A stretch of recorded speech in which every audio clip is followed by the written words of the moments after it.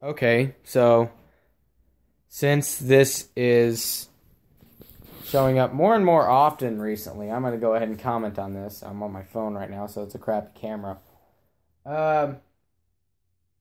If you're a same-sex couple and you're looking to get married, do not force someone with religious views to follow through with your union.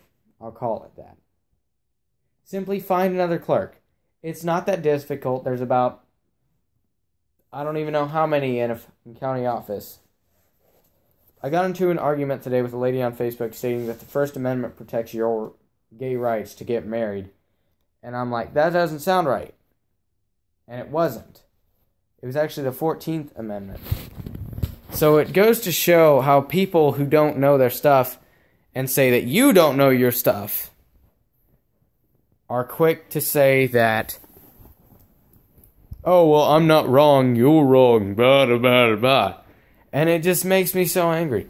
Because people get offended way too easily nowadays. Used to be, if someone says something to them, you throw a couple of slugs their way and they call it good. No problem. But now, everybody thinks, oh, we need safe spaces where we can be ourselves. We need safe spaces. We need to get rid of the police. We need to do all this and all that. And it's bullshit. I'm going to start off today by saying one thing. If you get offended by anything that I'm about to say, fuck you. Fuck you. Now I'm going to say this. Racism? Yeah, it's a problem. But it's only a problem if we keep bringing it up. The problem with racism is, the more that you hear about it, the more it's gonna perpetuate. It's literally just a self-perpetuating cycle of hate. And then I hear about white privilege all the time, where it's like, oh, well, please don't come after you because you're white. And I'm like, no, please don't come after me because I actually follow the fucking law. Police don't come after me because I'm not stupid. I don't smoke weed. I don't smoke anything that can get me in trouble. I'm an 18-year-old male. White male. Yes. Actually, I'm native. Living in Missouri. In a, I'll say a drug-associated town. Now, 9 times out of 10, I will tell you, cops can be douchebags. I will tell you that. I'm not going to deny that. But the other 1 time out of those 10, cops can be some of the most awesome people that you'll ever have right with you. And I think that the thing that needs to be said today is, if you are going to commit a felony and then refuse to give yourself up and then call, oh, police brutality, my hands were up, when you had a fucking gun in your back pocket. Yeah, real smart. Now, what I'm going to say about that is, don't commit crimes if you don't want to get your ass kicked. If you commit a crime, like stealing or something, and you fess up to it, yeah, that's all fine and dandy.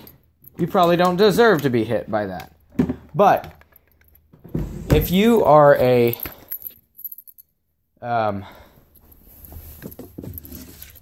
person who is in and out of jail all the time,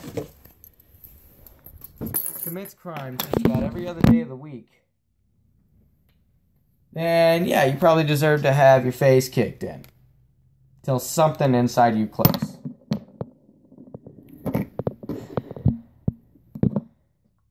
But and then I hear people, oh, Donald Trump's a racist and all this, and I'm like, I haven't heard him say anything really racist.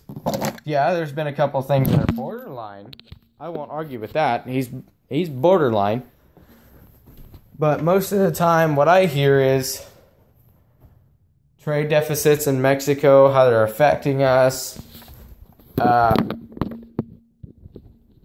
problems in the military, why we're not thinking about taking down ISIS while they're still small. Fairly small, I might add, because right now we're not doing so good with that. Where did I put my keys? But yeah, the thing needs to be said that if you commit a crime and you aren't willing to handle the repercussions, give yourself up. Don't fight back. Don't do anything bad. Don't resist. Give in. Your fight's done. If you resist, you're gonna get your face kicked in. That's common sense now. You know this. So I don't understand why these people... I've seen these people called cop block or whatever it is. These people go out there every day and they film police. And I saw a video on what these people do, and they instigate them. They instigate these police. They go up and get in their faces. They're like, oh, what are you going to do now, big man? Yeah, smile all you want, smile all you want. They say that. Now let me direct you back to the Black Panther parties back in the 1950s, 1960s, somewhere around there. They followed police with rifles, guns. But you know what they did?